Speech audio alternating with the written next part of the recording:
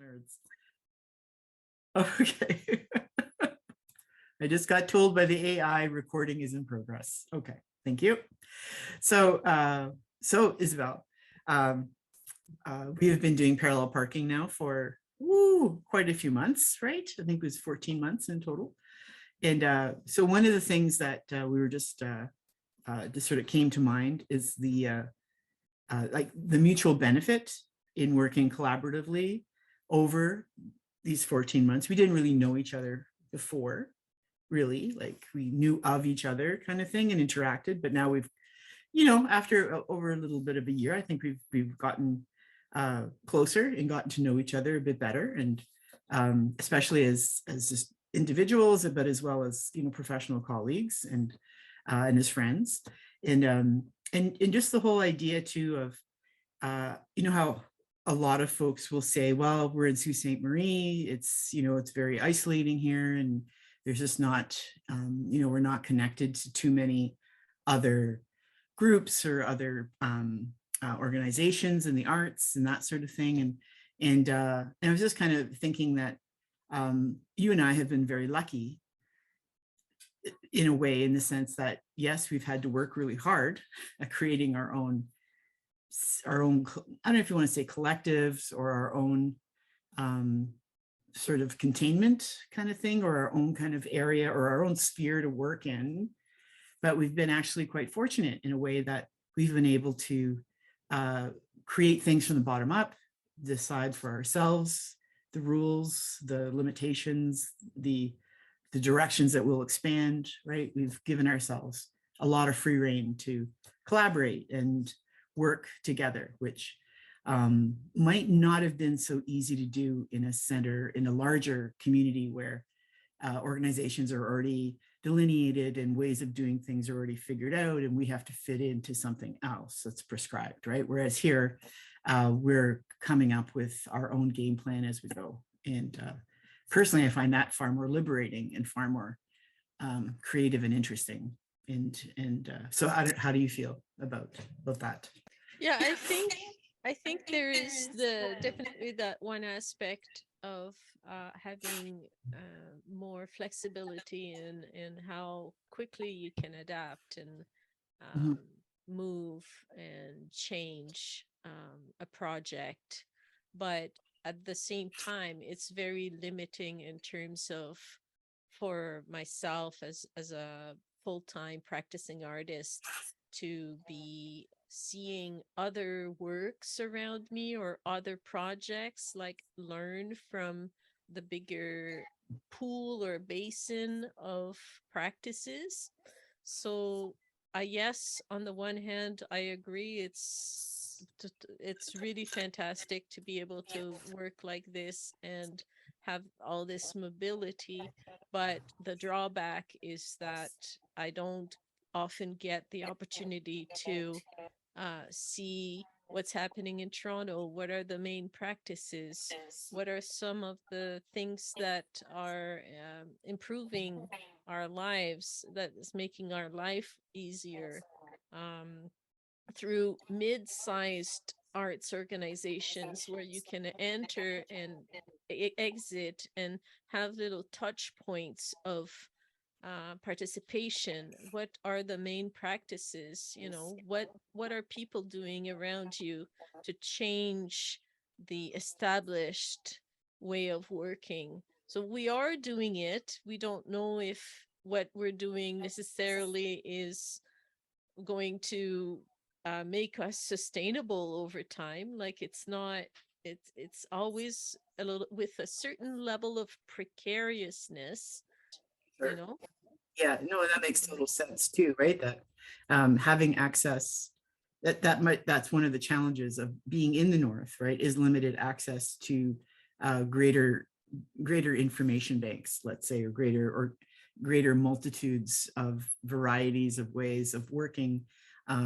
And so while, yes, we do have a certain amount of freedom in that we can call our own shots, the whole educational aspect and the whole professional development aspect often means that we have to pick up and leave our community, go elsewhere, immerse ourselves somewhere else for a while, and then come back and bring what we've learned and share that locally again, right? So it perhaps becomes a bit more involved than, let's say, someone who's in Southern Ontario. Like there really is a very definite divide between what the North needs and has access to, as opposed to what is readily available south of, in the southern part. Yeah, definitely. Yeah, exactly. Yeah. But I think ultimately you're correct in saying that we are almost privileged because we will come out in the end, I think, on top, because we've developed ways of being and living, I think, that is more in tune with the pace of life here and the rhythms, and we are listening more to that. Yeah, and I think our collaboration that we've we've worked together in nature, in different aspects of nature and in different parts of the landscape. Some of it, well, for the most part, the outdoors, the external environment during different seasons, right? And then ended up moving into a more constructed, semi-artificial environment in the shape of a greenhouse that allowed us to have almost like a very tropical sense of things as the winter was setting in, right? So yeah, very interesting. Yeah, just very interesting environments that we've had the opportunity to work with. And I think that also speaks to the tenacity of a lot of Northern Ontario artists, right? Like you have to deal with the seasons, you have to deal with a very precarious and rugged landscape that can take you out at any moment if you're not careful. And it's a very it demands a lot of respect up here in terms of working with the natural world that we sort of very gingerly stuck a foot out into over the span of 14 months. And so in that too, like how is that? We've talked about this before too, just the benefits of being in this landscape, right? This whole connection that we have to the North, and how I find that when I leave for extended periods of time, I do find I really want to be back close to the lake, close to the river. I feel most at home in rugged environments where there are lots of hills and low rolling kind of mountainous, lots of craggy rock kind of areas, right? And like, picking up stones, that was like one of my favorite things as a kid, and still is as an adult, right? Always finding agates and just beautiful sort of gems along the way. But yeah, so also talking about that in terms of a collaboration artistically, creatively, working in places like Fort Creek. Well, we started at the marina, right, downtown. So I mean, how lucky are we, right? We live in a community that has a river going through it. Yes, Canada on one side, States on the other side, but we have marinas galore downtown, which is interesting. Big, huge parks. And we're within 10-15 minutes drive to Fort Creek. Beaches are like maybe half an hour north, so we're in a very wonderful kind of environment for those who enjoy being in nature, right? And so how is we that had to informed? develop our way of working, you and I. We went to walks, sensory walks. We went to studio chats. We went to the greenhouse, and I did new, and you did, I think we did new practices. I did my bread ties on the ground, and I did some poetry to plants. And you did some photographs of the greenhouse with your Polaroids. all the while doing that on Instagram, you know? Yeah. So I think Interesting. we're both over, like I'm 55. Hmm. I mean, our age doesn't matter, but we're Hmm. like older artists who Hmm. are using new tools uh, Yeah. in in order to try to create a sort of public audience of some kind. And we engaged with folks as we were working on Instagram. We were like chatting here and Hmm. there. Hmm. So there was a fluid aspect as well. And Definitely. so Yeah. that's like a new way of collaborating that we've Hmm. created, you and I, that I haven't seen other folks doing in our Hmm. immediate vicinity. I don't know True. anybody else who has a small artist run or small arts related project like the Art Speaks and me, Galerie Sans Clous, that have been Hmm. working like that. True. Yeah. So I think that it's pretty amazing that we've come up with this, and Oh yeah. we're going to continue and Yeah. try to see where we can go. Oh, um, definitely. Yeah. as an art therapist, I Hmm. was wondering if you could speak to the benefits of making art in collaboration, how that affects your body, your mindset, that kind of thing. Is there? Yeah. Uh, from my point of view, the engaging in a safe. I'm going to put it this way: like if you're engaging with another individual in a safe art making kind of environment, and that's how I view our walks and our talks and our online stuff as well as our in-person stuff. The very fact that we're in contact and a positive contact, like there's no friction. It's not a negative thing. It's very much a mutually supportive environment, right? That helps to decrease anxiety in the person, right? Helps to decrease the cortisol levels, which are the stress hormones that are constantly firing that, stops us from, sleeping well or eating well or doing all kinds of things that keeps us running on adrenaline, right?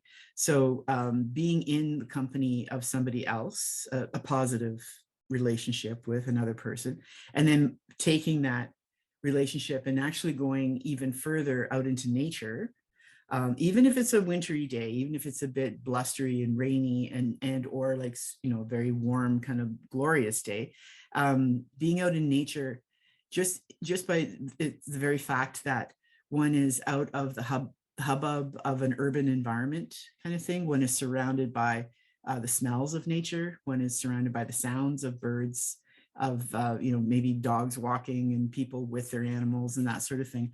All that kind of stuff can be very calming and very helps to bring the anxiety down in the nervous system and helps us kind of reboot and recharge. And there are actually, like in Japan, there would be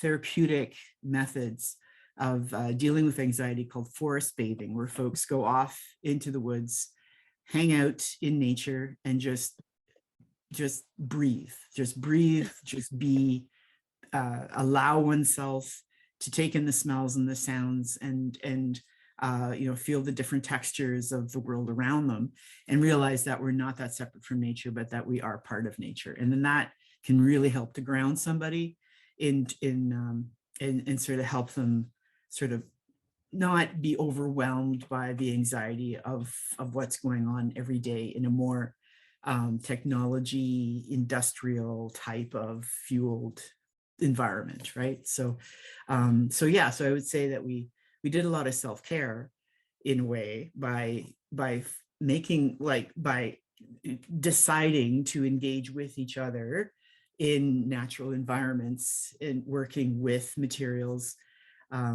And we did work with natural materials, but yes, I did introduce at some point Polaroid photography, and so there was that kind of using a camera and that sort of thing. So maybe not as back to nature as possible, but there's still, and yeah, we did have our phones that were present, right? But we used them to communicate, which was and at times we got a little frustrated because things just wouldn't upload, but that's okay.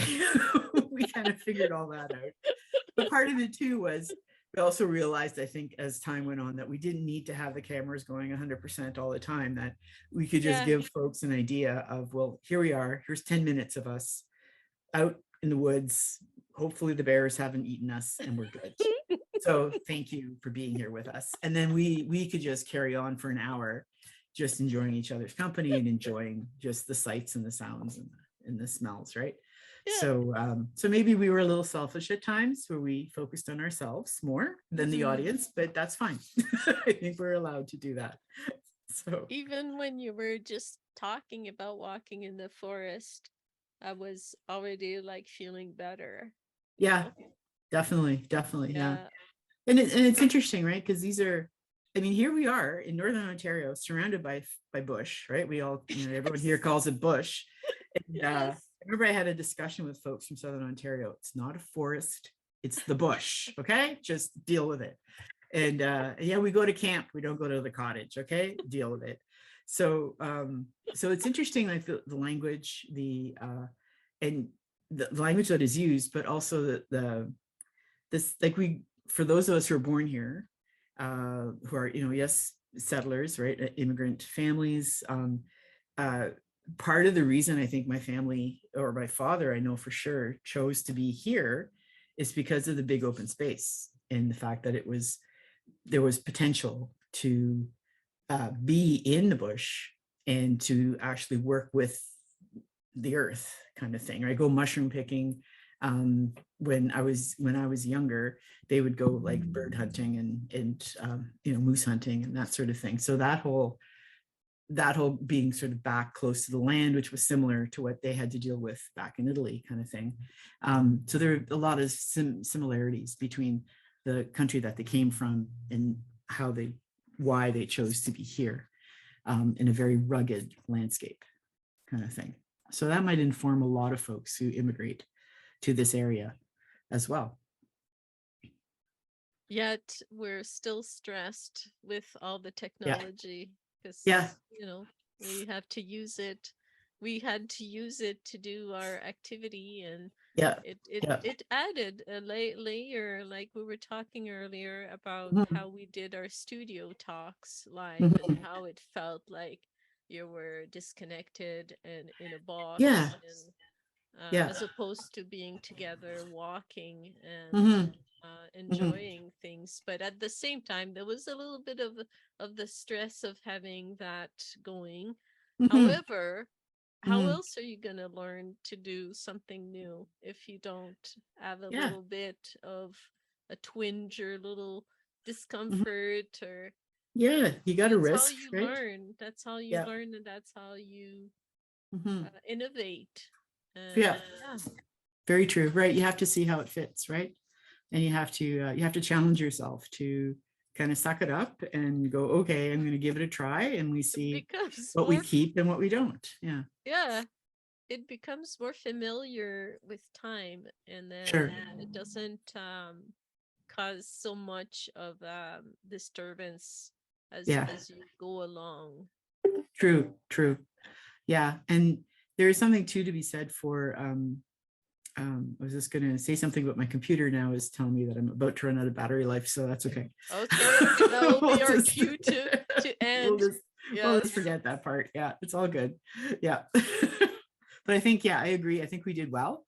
And the very fact that we called ourselves Parallel Parking, I think, as hopefully people have picked up on that as they've listened to us talking, that, I mean, we are two women of a certain age and certain skill sets, right? Very parallel in a lot of ways. And we are, just sort of in our own worlds, but at the same time choosing to be on a similar path. So so we're hanging out in the parking lot of life. Visiting, awesome. Hanging out. Collaborating. I wonder what will be our next outing? What will I be wonder. next? Yeah, that's what I think about that, and I wonder if we'll end up. I don't know. I kind of think water is in our future somehow. We haven't really worked with lots of like near water yet. Yeah. We haven't like gone to Harmony or In the even Grow summer, Cap. last summer, we went for a walk that we didn't record, and yeah, there's often a lot of happening, and we kind of let that go. But yeah, we should make a point of doing one thing in the summer, definitely. Yeah. We need to. Yeah, we will definitely do that. Yeah, we will reconnect and how do you sort of maybe do a collaborative drawing at Sault Bay. That'd be kind of cool. Put paper on the beach and do a collaborative drawing. Definitely something like that for sure. What we find around, like bits of charcoal.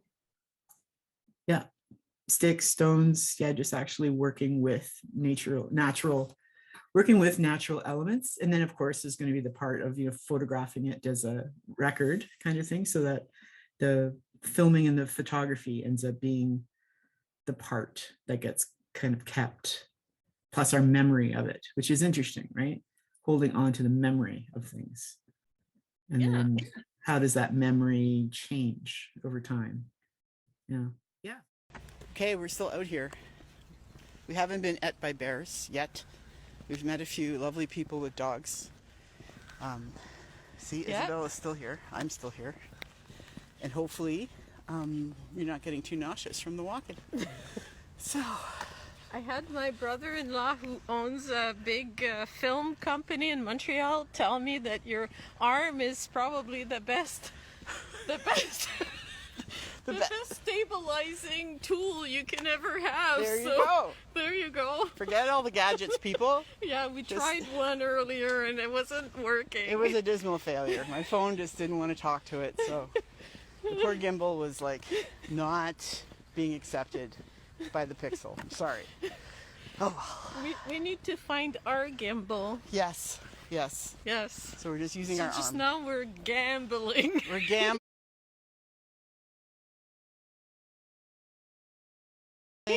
We're wandering. So folks, we're on the Art Speaks live stream right now, but Isabelle's also doing we're also doing like off and on live streaming, so she's also on Galerie Sans Clous, so you can switch back and forth. We can't promise it'll be riveting, but we're two women of a certain age wandering the woods, so it could be interesting. We're having fun.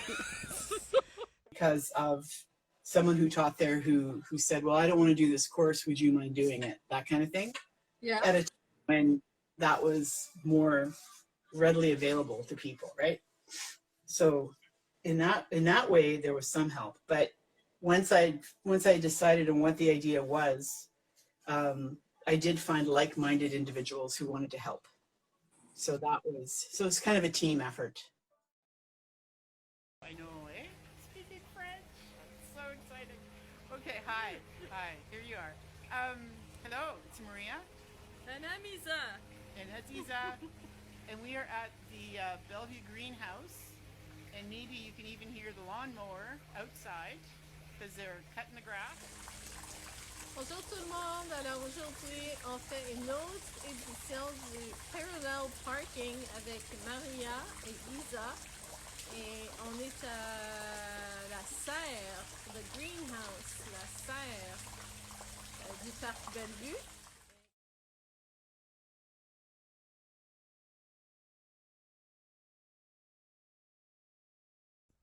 Some plant life, some woven ribbon kind of thing, and then her watercolor drawing and painting is on there. And these will change again, right? So this is, you see them now, but don't get too attached because they're going to change. Yeah. Oh, and we have a stump. Here we go. Okay, there we go. A stump of great beauty. Great beauty, and I'm not really sure. So I will start with a reading of poems by Alana Bondar, who was a poet and an English